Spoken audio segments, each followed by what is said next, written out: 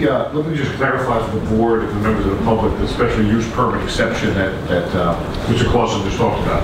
He's 100% right in the way he said. In practical effect, the special use permit is very, very difficult to get. Meaning, if a franchise, a food franchise didn't want to apply for the special use permit, there are certain criteria that they have to meet. And that burden is exceptionally high. That burden would not allow you to pick, say, I like ice cream stores, but I don't like chocolate stores, or I like coffee shops, but I don't want sandwich shops. Those kind of discretionary, subjective determinations are going to be very difficult to fit successfully within a special use permit criteria. So while that special use permit exception is there, for all practical purposes, the law is much more black and white. It is franchises are permitted or they are not permitted. So do we have objective criteria in place? We do. It is in the code. The special use permit provisions are in the code. But I would say for a franchise to qualify for those conditions, it would be a very, very high burden. So in essence, what you're really talking about is a general rule of the prohibition.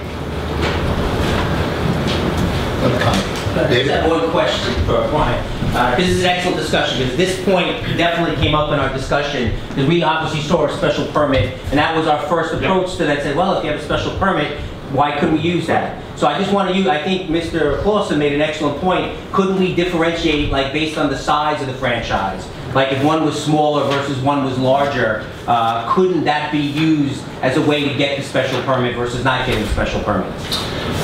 Those are all good thoughts. However, it would be very difficult to fit within the provisions of a special use permit. You know, a special use permit is laid out the criteria, and there are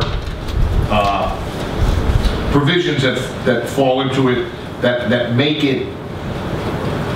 it's such a way that the exception cannot swallow the rule. And I think I said that as the executive committee for the board. You know, the general rule is in place. It is a prohibition. That is what the law says. There are criteria for consideration. It's laid out in section 435-66. The character of the existing and probable development, conservation of property values, effect on the location of the use, availability of adequate and proper public and private facilities. There are categories A through M. There are safeguards, there are provisions in that, but they make the exceptions, that special use permit availability, very, very, very narrow. And for the purpose that the exceptions don't swallow the general rule, that everybody qualifies for the exception, what's the point? And especially with franchises, it becomes mostly, you know, it's not like a neighbor with a fence where, oh, we need a special permit for that kind of use. It's not that kind of a situation. It's really a subjective judgment call on the economic development of the desirability of a business. And if it fits within the zoning code, which has general prohibitions, that's why it's laid out that way. Zoning by its nature is arbitrary. Zoning by its nature to a certain extent is subjective. So that criteria makes it even more subjective. And I would just say that just for general discussions, it would be very difficult for a franchise to meet those.